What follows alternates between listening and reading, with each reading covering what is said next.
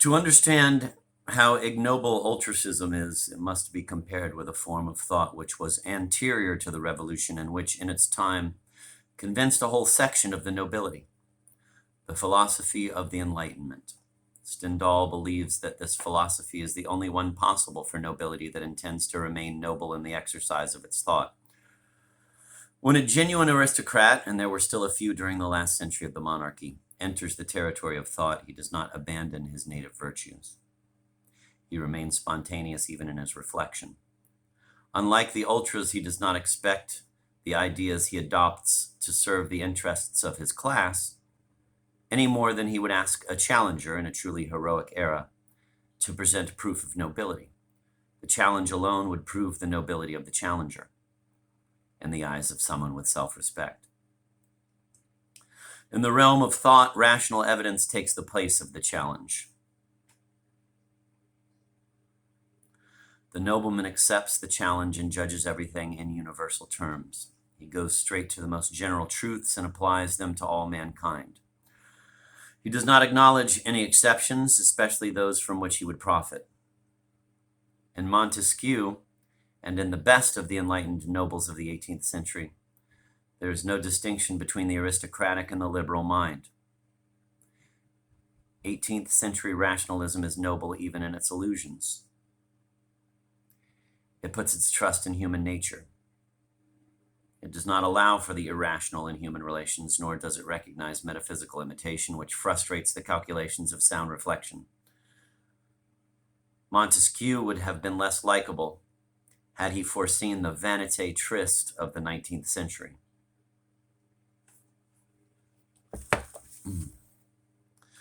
Moreover, we soon realize that rationalism means the death of privilege. Truly noble reflection resigns itself to that death, just as the truly noble warrior is prepared to die on the battlefield. The nobility cannot reflect on itself and remain noble without destroying itself as a caste. And since the revolution forced the nobility to think about itself, its own extinction is the only choice left to it. The nobility can die nobly by the one and only political gesture worthy of it, the destruction of its own privileged existence.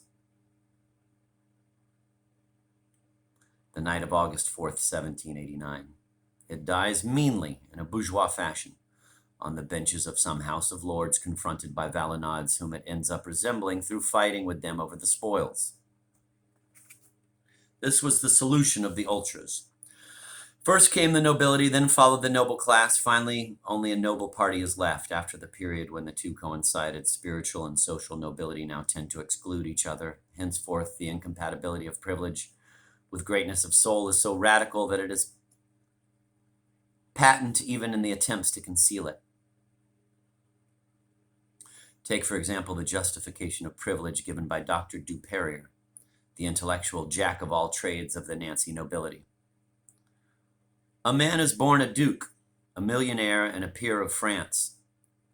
It is not for him to consider whether his position conforms with virtue, or with the general good, or with other fine ideas.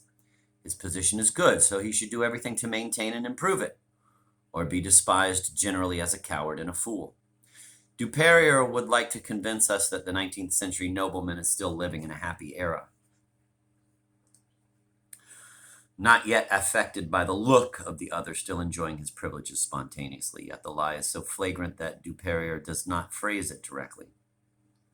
He uses a negative periphrasis that suggests, without affirming, quote, it is not for him to consider, end of quote, etc.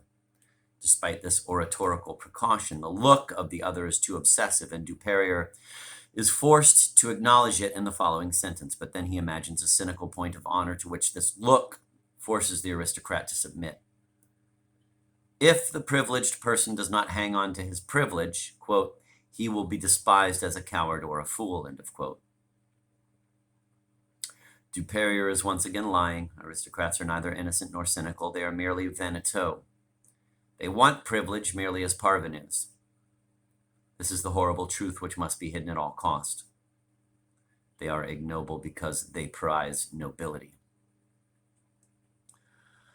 Since the revolution, no one can be privileged without knowing it. Stendhal's kind of hero is impossible in France. Stendhal likes to believe that he is still just possible in Italy. In that happy country scarcely touched by the revolution, reflection and concern with the other have not yet completely poisoned enjoyment of the world and of oneself. A truly heroic soul is still compatible with the privileged circumstances which allow him free play. Fabrice del Dongo can be spontaneous and generous in the midst of an injustice from which he benefits. First, we see Fabrice flying to the aid of an emperor who embodies the spirit of the revolution. A little later, we find our hero, haughty, devout, and aristocratic in the Italy of his childhood. Fabrice does not think for a minute. He is demeaning himself when he challenges a simple soldier of the glorious imperial army to a duel. Yet he speaks harshly to the servant who risks his life for him. Still later, despite his devotion, he does not hesitate to join in the simoniac intrigues which will make him an archbishop of Parma. Fabrice is not a hypocrite, nor does he lack intelligence. He is merely lacking the historical foundations for the ability to reflect. The comparisons which a privileged young Frenchman would be forced to make never even enter his mind.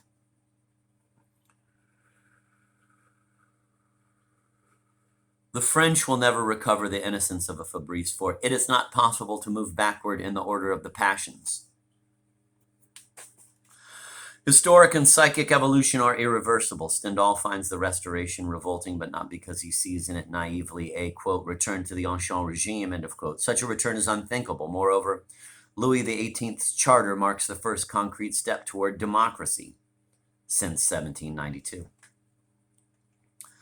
The current interpretation of the red and the black, therefore, is inadmissible. The Jacobin novel described in the handbooks of literature does not exist. If Stendhal were writing for all those bourgeois who are temporarily cut off from lucrative careers by the temporary triumph of an absolutist and feudal party, his would be a very clumsy work. Traditional interpretations go counter to the most basic tenets of the author and disregard the facts of the novel, among which is the brilliant career of Julian. One might object that this career is broken by the reactionary and clerical congregation. True, yet this same congregation a little later makes every effort to save the protégé of the Marquis de la Mole. Julian is not so much the victim of the ultras as of the wealthy and jealous bourgeois who will triumph in July 1830. Moreover, we should not look for any partisan lesson in Stendhal's masterpieces. To understand this novelist who is always talking politics, we must free ourselves of political ways of thinking. Julian has a brilliant career which he owes to Monsieur de la Mole. In his article on the red and the black, Stendhal describes the latter in these words. His character as nobleman was not formed by the Revolution of 1794. In other words, Monsieur de la Mole retains some genuine nobility. He has not become middle class through hatred of the middle class. His freedom of thought has not made him a Democrat, but it prevents him from being a reactionary in the worst sense of the word. Monsieur de la Mole does not depend exclusively on excommunications, negations, and refusals. Ultracism and the nobleman's reaction have not smothered all other sentiments in him. His wife and his friends judge men only by their birth, their fortune, and their political orthodoxy, and so would a Valenod in their place. But Monsieur de la Mole is still capable of approving the rise of a talented commoner. He proves it with Julian Sorel. Only once does Stendhal find his character vulgar, when he loses his temper at the thought that his daughter, by marrying Julian, will never be a duchess.